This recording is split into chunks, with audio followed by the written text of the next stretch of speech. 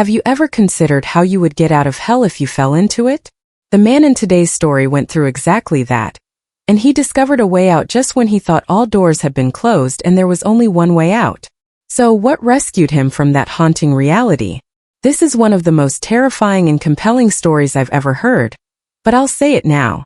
If you're faint of heart or easily scared, you might want to stop here.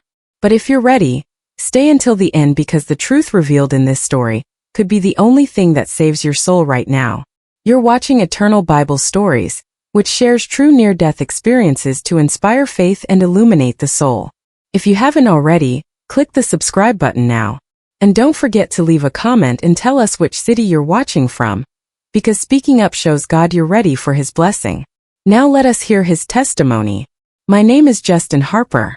I'm 59 years old and live in Shropshire, a quiet county in Western England. My mother died of cancer when I was 12 and everything started to fall apart after that. My father drowned himself in alcohol, so I grew up feeling abandoned, like a faded shadow drifting through a cold house without laughter.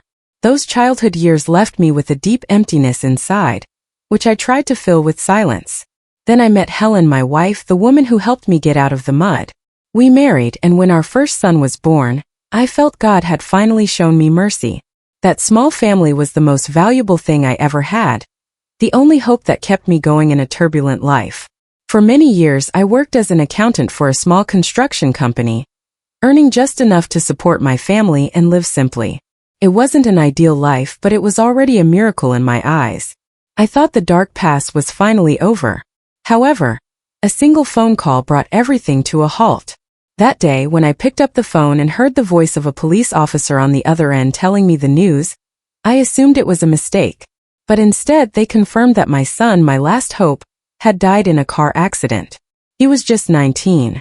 My wife grew distant after that day, and she eventually left without a word of blame. I lacked the strength to hold her back and the willpower to concentrate on my work. After losing my son, my family, and my job, I had nothing left to care about.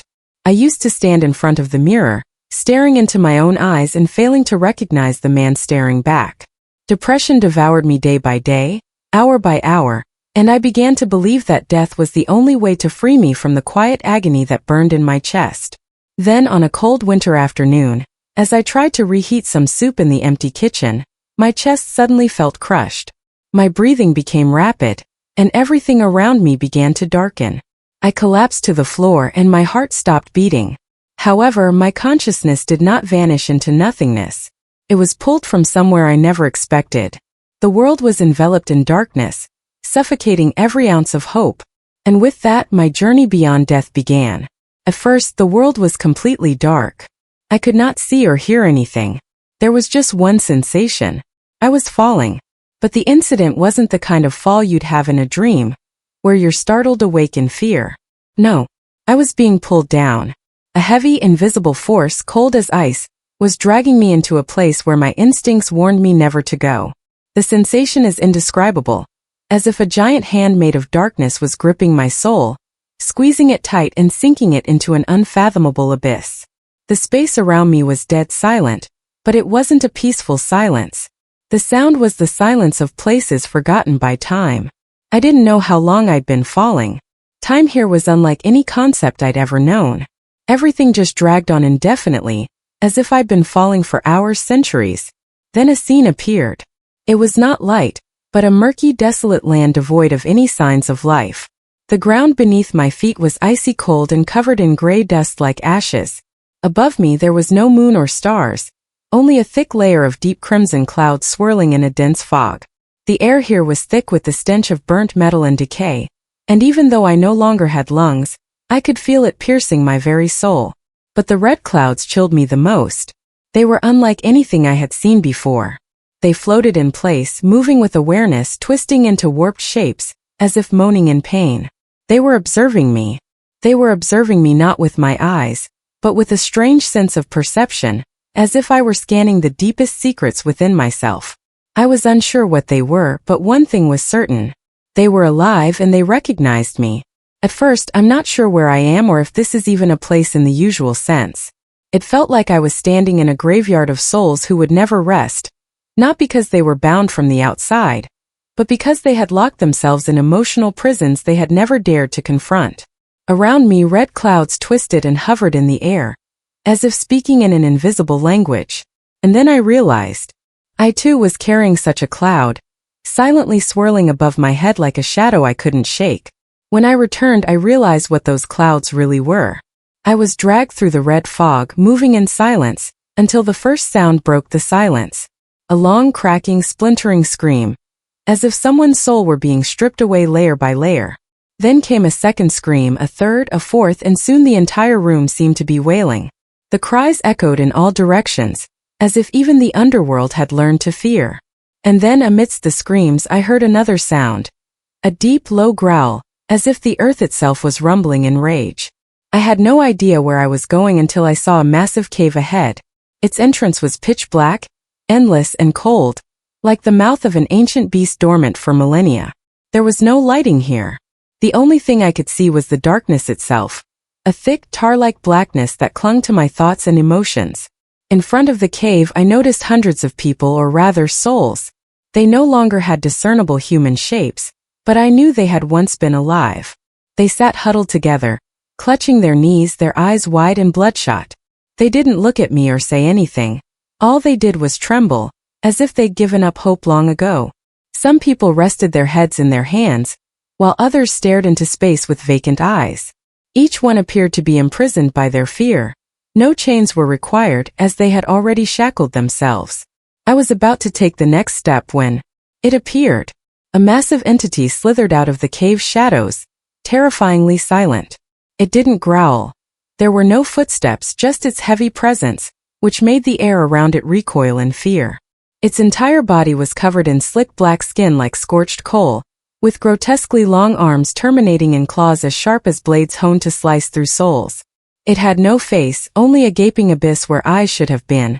But I knew it saw me because I could feel its eyeless stare piercing my heart like an invisible spear. Without saying anything, it extended its arm. One single motion, swift and practiced like a reflex, had been repeated countless times. It snatched a few of the hunched souls sitting in front. Screams erupted immediately. A woman screamed, "Please spare me." A man clawed at the formless ground beneath him, his voice hoarse from desperation, but none were spared. They were dragged into the cave, and as their shadows were swallowed by the darkness, their screams were silenced, as if they had never existed at all. I stood there frozen. I had no idea what this place was called, but deep down I knew it was the threshold of hell. The demon returned and dragged me back into the tunnel. In front of me appeared a strange screen, not hanging in the air or attached to anything, but seemingly existing in the middle of the void, emitting flickering light like electric currents running through shards of broken glass. Its edges shimmered like rippling water, but the center revealed everything in terrifying clarity, and I began to see. Instead of viewing my life as a movie on a screen, I perceived it as a constant stream that unfolded before my eyes, brimming with vividness, intensity, and a painful realism that left me breathless. Every memory fragment, no matter how small, was clearly visible. Moments I thought I'd forgotten, like when I secretly hid my sister's birthday gift out of jealousy, or when I turned away and pretended not to notice a friend quietly crying in the hallway. All returned, but not just as images. They arrived with emotion, color, and soul. Each memory felt like a small world reborn, forcing me to relive it, unable to skip ahead, look away, or filter. I saw the beautiful memories, the rare moments of light in a life that I had previously considered ordinary. On a summer afternoon, I saw my mother's radiant face holding me tight after my first fall. When I slipped and fell in the schoolyard while attempting to imitate a robot walk, I saw my friends, the carefree kids we used to be, burst out laughing.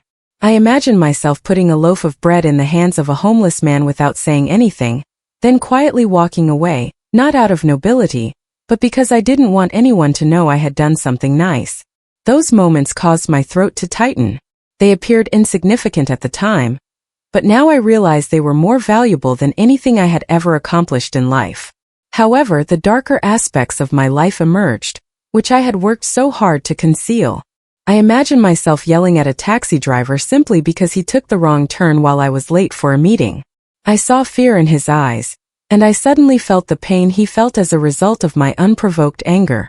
I saw myself walking past a woman crying on the sidewalk while holding her baby, ignoring her because I didn't want any trouble. I saw the sad face of a close friend whom I had ignored for months, preoccupied with my life.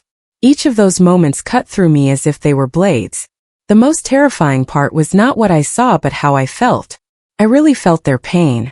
I felt the loneliness of that forgotten friend, the fear of that mother on the street, and the silent agony of that innocent taxi driver. These feelings were no longer someone else's story. They poured directly into me, beating in sync with my soul.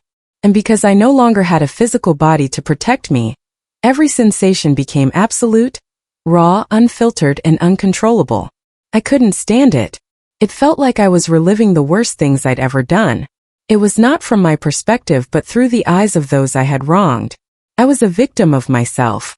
Every unloving act, every moment of indifference, had now transformed into a mirrored blade, slicing into me.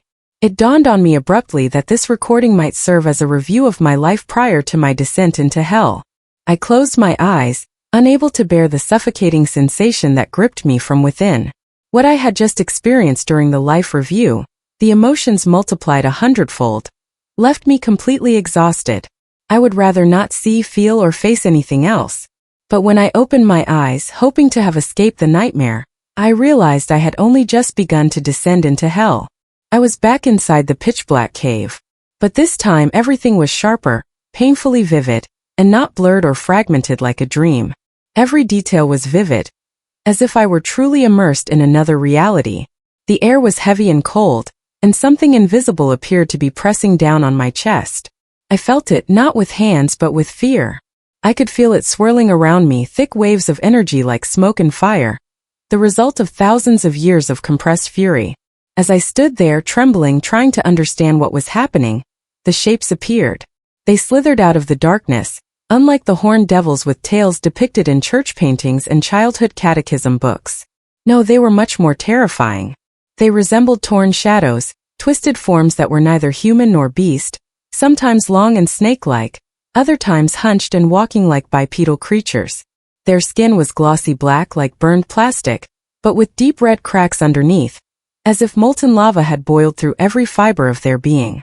And their eyes, my God, were deep, smoldering like embers, full of hatred, not just fleeting anger, but hatred that had grown in silence, isolation, and despair. They looked at me as if I was the one who had to pay for everything. One of them came closer to me. It did not walk in the physical sense. It floated as if through another dimension, and I felt my head crushed by an invisible force. Then came the voice, not from its mouth but from within my mind, thousands of whispers at once, like echoes from the bottom of a chasm. Do you remember? And then it repeated every mistake I'd made, every dark thought I'd ever had but never expressed aloud. I thought I'd forgotten everything, those shameful, cruel memories that I'd never want to revisit. But now the spotlight was shining on them, raw and undeniable. They flooded back like old wounds torn open and bleeding. I didn't simply recall them. I felt every detail being burned into my soul, and the person in front of me was worst. It didn't move or speak, but I knew it knew everything. Every secret I'd ever kept, every twisted thought. I was fully exposed. I trembled, shivering uncontrollably, and in that moment of despair, I realized it must be Satan. Who else could peer through the most profound rifts in my soul? But when I looked closer, what I saw shocked me more than fear itself. It was chained, and the others stood motionless around it, burning red chains that looked like they were made from hell. These chains didn't just wrap around them. They pierced their flesh and scorched it to the bone. At first, I thought they were punishment instruments, but then I realized they were prison shackles. These creatures were not lords of hell or rulers. They were victims. They were burned, imprisoned, and tortured in the same way that I was. The agony was imprinted on their hollow stares and every heavy, contorted movement of their hopeless bodies. These demons may have once been human, and I was now beginning to realize a terrifying truth. The first possibility became clear to me. These beings were once people. They had lived, loved, had names, and remembered. But unable to forgive themselves and consumed by resentment, envy, and guilt, they had allowed their souls to rot, losing their humanity completely. They were not penalized by an external force. They had crafted their sentence through endless inner loops of agony. Their twisted survival instinct after losing all light made them bring pain. Not because they wanted to. This is how hell creates demons. It came not from darkness, but from within the human heart. The second possibility was equally terrifying. These entities could be manifestations of human consciousness, arising from a soul's fear, guilt, and hatred. In this world, thoughts are more than just that. They have form, strength, and a life of their own. When a soul is covered in darkness for an extended period of time, it may unconsciously manifest monsters, or egregores, as a form of self-punishment. They do not need a creator. They are the result of internal destruction. Even more terrifying, other souls can see and believe in their presence, making them more real, stronger, and impossible to destroy. I began to realize something even more terrifying. Perhaps both are correct. Perhaps some demons were once humans and are now creating nightmare copies of themselves in the minds of others, perpetuating the cycle of suffering. No chains are required. Hell traps souls with emotion, regret, rage, and shame. I stood there. No one tied me down, but I couldn't move. The true prison did not exist outside me, but rather within me. And I realized that if I ever wanted to leave this place, I needed to first escape from myself. I wasn't sure how long I had been there. Every concept of time was lost in the roars that echoed throughout the cave. Those sounds didn't just surround me. They pierced my mind like thousands of blades, ripping me apart from within. I felt as if I were being drowned by my emotions. Guilt, regret, anger, and fear, all swirling into a vortex that drew me deeper into the depths. I wanted to scream, cry out loud, and make everything disappear, but I couldn't. No matter how hard I tried, no sound came out of my mouth. My throat felt like it was being clamped shut with invisible chains. And then in my most desperate moment, a thought struck me, not from outside but from deep within my soul. I can't stay here. I do not belong here, and I am not prepared to die. I did not believe I was a good person. I didn't believe I deserved to be saved. But in the midst of my pain and fear, I knew one thing. If I didn't say or do anything, I'd be swallowed forever. At first, I considered salvation to be a glimmer of hope, like someone reaching out in a storm without knowing if anyone was there. However, the thought continued beyond that point. It grew inside of me, from a whisper in my head to a faint voice rising above the din of emotions. I begged in my heart, "If anyone can hear me, please save me."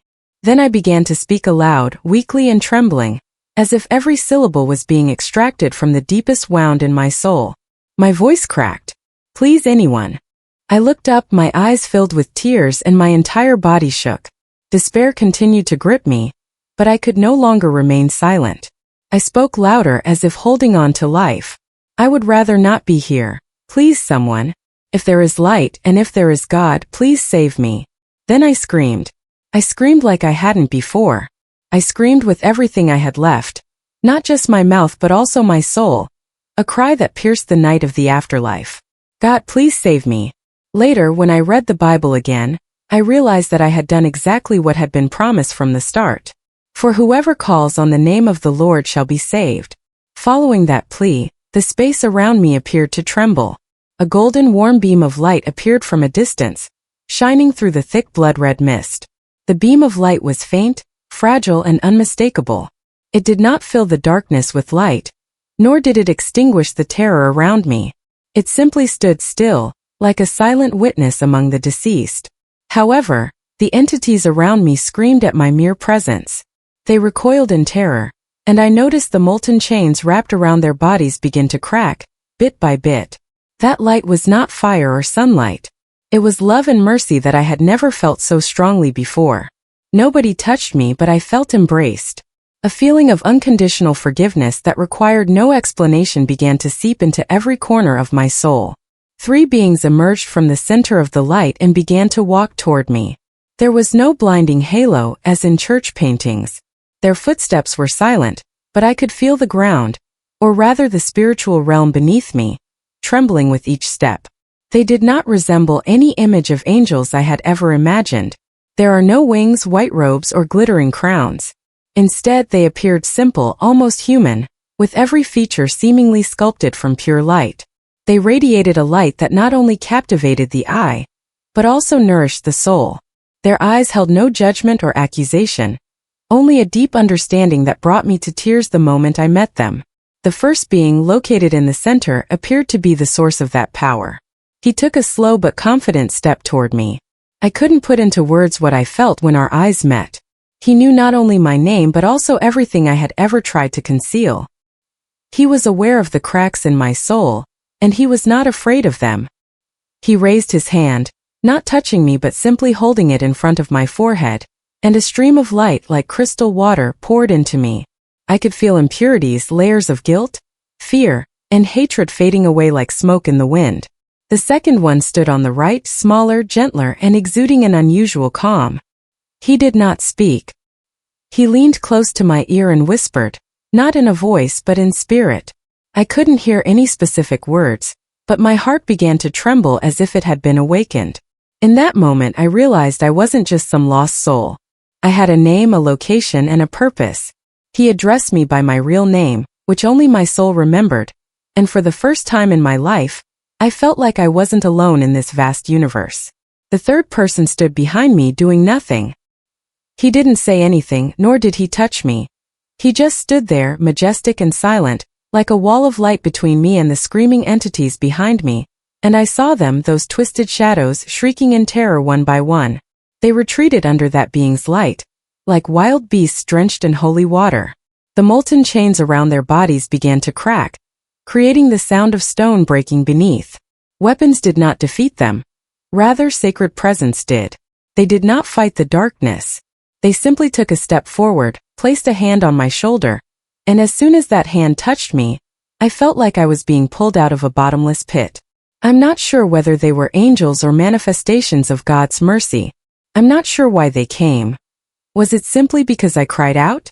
However, without their presence, my escape would have been impossible. They brought light that not only dispelled darkness but also reached the part of my soul I thought had died. Repentance. I began to cry not out of fear but because for the first time in years I felt truly loved. I opened my eyes to the pale white light of the hospital room. The first thing I noticed was the smell of antiseptic combined with the steady sound of the ventilator. The ceiling was covered in faint blotches of fluorescent light.